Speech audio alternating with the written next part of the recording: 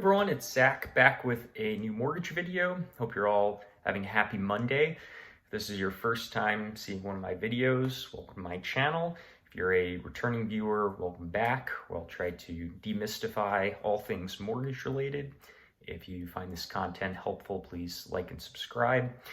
So wanted to shoot a Monday market update as there's no real economic news scheduled that came out today, but we had significant news over the weekend, and we have a lot of news this week that I want to talk about as well. So Friday afternoon, Trump announced he was going to impose 25% tariffs on Canada and Mexico and 10% tariffs on China starting on Saturday. Now, this morning, he announced that he was going to pause that tariff on Mexico for 1 month while he and Mexico's administration negotiated. So as a result, initially, mortgage rates got worse as that news was announced Friday afternoon. Today, they've kind of corrected, and it's been a up and down morning already, but ultimately, with that news that he's pausing the tariff on Mexico, it's pretty much canceled out the worsening that happened on Friday. So a couple takeaways. The biggest one that I have personally is that Trump, or at least the Trump administration, is very aware of how these tariffs will affect the markets.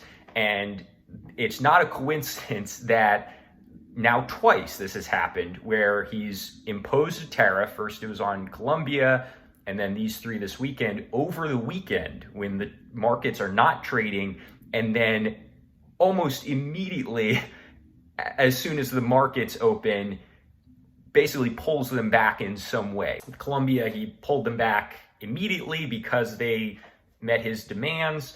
In the case of Mexico, it sounds like they haven't met his demands, but he's just going to pause for a month. I think that is very much intentional to prevent a worsening of the bonds market. We still saw a plunge of the stock market, but as soon as the Mexico pause was announced, there was some improvement, and it wasn't as big of a loss as a result. So there's been some announcements of, for example, Canada is going to be imposing tariffs of their own.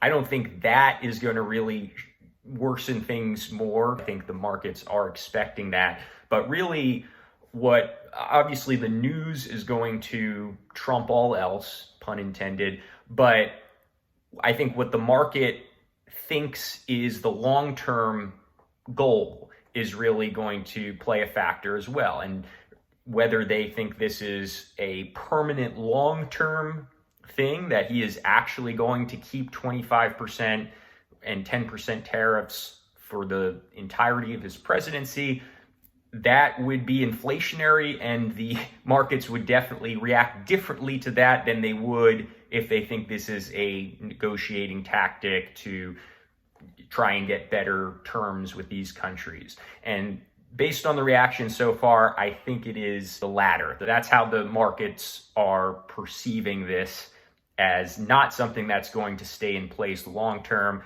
Like in his first presidency, he may impose some tariffs, but much less extreme than he has implemented over this weekend. So far, these tariffs have been by far the biggest market mover from the Trump presidency. So as soon as we have more news, I'll put out more updates. But if there's any other news that impacts mortgage rates from the Trump presidency, I'll shoot a video on that as well. The rest of this week, and before this news, what was expected to be the main drivers of interest rates this week was the job report. So we've got on Wednesday, ADP employment, which measures job availability in the private sector.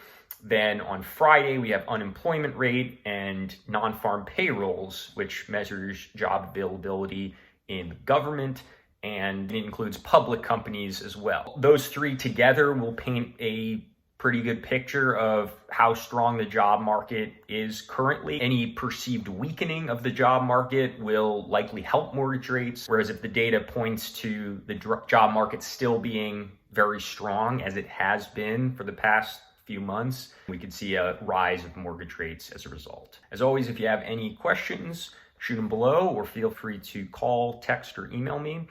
But thanks for tuning into this video, and I'll see you next time.